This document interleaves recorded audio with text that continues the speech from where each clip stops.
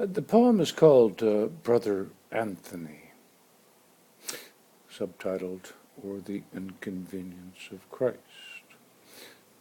First written a little over 40 years ago,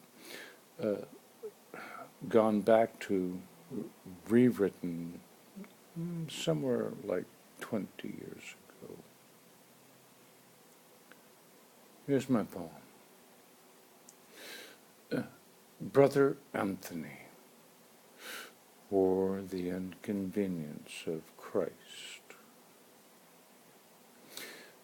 Silently dusting the sacristy, listlessly ringing the bells, smiling just like a young nun who picks her way between the flowers of hell.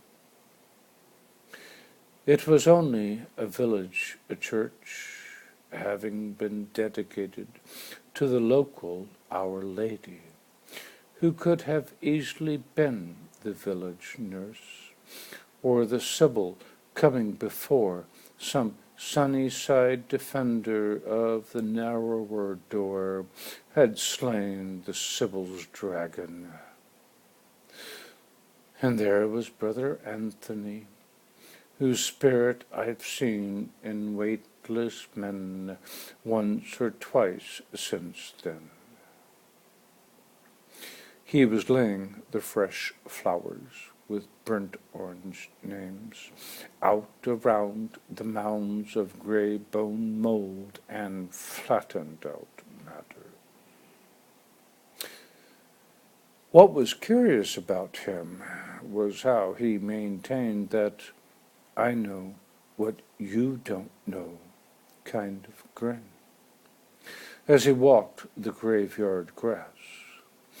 And it did no good to remember that his silly old child's face had the slack lines, slack grace of an idiot, or that there might have been things I knew that he didn't. What he knew, even what he was tending to, I couldn't tell. That was enough to make me loose the lines in my superior face.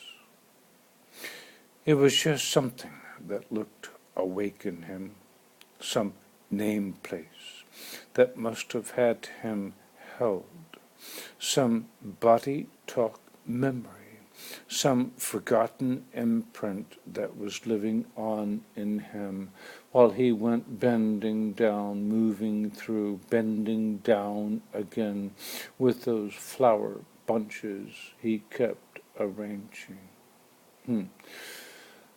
And he smiled like a kitten purring on the suckle, like a worker in final rest, smiling like a merry man, resting hands on her chin, smiling just like some idiot who's never worried about the negative meaning that means between friends. The really funny thing was how he walked back inside that perfect postcard of a church. Like, man, he had no rhythm then. Brother Anthony.